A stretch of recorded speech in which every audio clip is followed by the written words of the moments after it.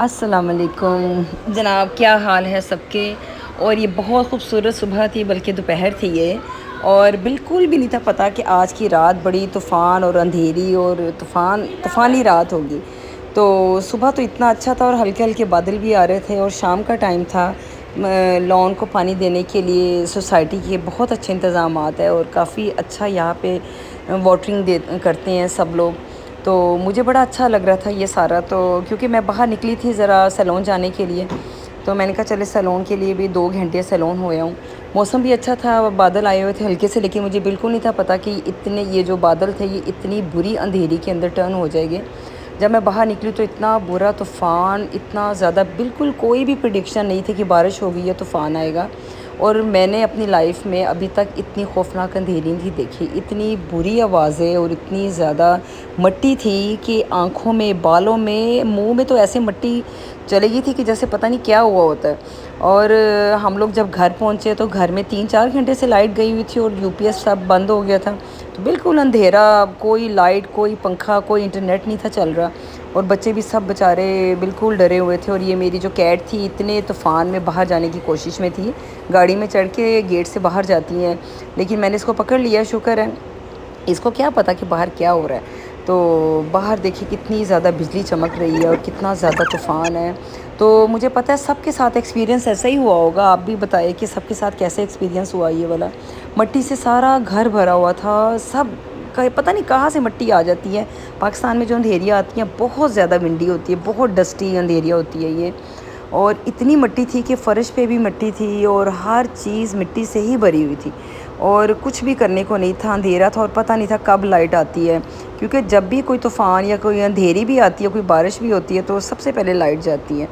और पता नहीं ये कैसे साफ़ होगा, मुझे तो कुछ समझ नहीं आ रही थी। तो बस हम लोग फिर बैठ गए, सब लोग, कुछ करने को तो था नहीं।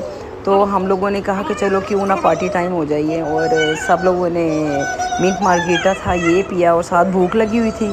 तो भूख के लिए भी फिर कुछ करना था, कोई ऑनलाइन सर्विसेज नहीं थी। तो हमने जो घर में पैटीज़ पड़े थे सब ने सैंडविचेस बनाए और अपने अपने रेसिपी के साथ सब ने खाए। कोई अंडे के साथ खा रहा था, कोई सिर्फ मायो लगा के खा रहा था और कोई सिंपल बिल्कुल पैटी के साथ। तो सब ने पेट पूजा की, मिंट मार्गरीटा लिया। और उसके बाद जनाब ये मौसीकी की महफ़िल लग गई, जिसके अंदर गाने भी गाए जा रहे थे। और फिर बाद में नातों पे भी ये टर्न हो गया, नात भी सब लोग पढ़ रहे थे, जो जो जिसको आता था। तो बड़ा अच्छा लग रहा था। मेरे पापा की आवाज़ बहुत अच्छी है और इसी तरह मेरी भी अच्छी है, लेकिन और मेरे बच्चों की भी अच्छी है आवाज़। तो हम लोग ऐसे ही आपस में अपने खौफ को कम करने के लिए और इन्जॉय करने के लिए, ये वक्त पहले होते थे ऐसे कि पहले इस तरह लोग सब आपस में बैठ के गर्मियों में जब लाइट जाती थी तो गुजारते थे टाइम। तो ये देखें,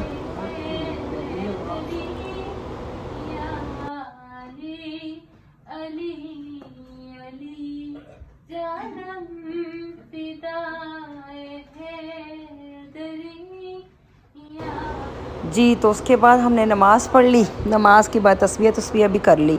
तो काफ़ी हद तक अब तो बारिश ख़त्म हो गई थी और लाइट भी आ गई थी, 1 बजा हुआ था रात का। तो मैं सोने से पहले मैंने किचन सारा साफ़ किया, क्योंकि बच्चों ने सुबह स्कूल जाना था।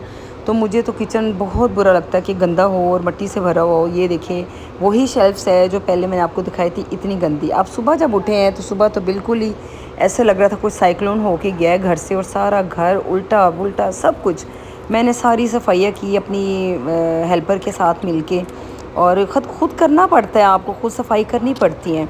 तो साथ साथ किचन का भी, कुकिंग का भी हो रहा था, ब्रेकफास्ट भी बन रहे थे साथ साथ। और जो जो भी मुझे समझ आ रही थी मैं कर रही थी। फ्रिज भी सारा साफ़ कर रही थी। और नुक्कड़ों में से मैं मट्टी ढूंढ के मैंने सफाई की है। मुझे बड़ी उलझन होती है, कहीं भी मुझे मट्टी या डस्ट नज़र आ जाए। तो आज पूरे घर के, और ये मेरा फ़ोटोशूट हो रहा है जनाब, थोड़ी सी ब्रशिंग के साथ और मेरे मॉप्स के साथ।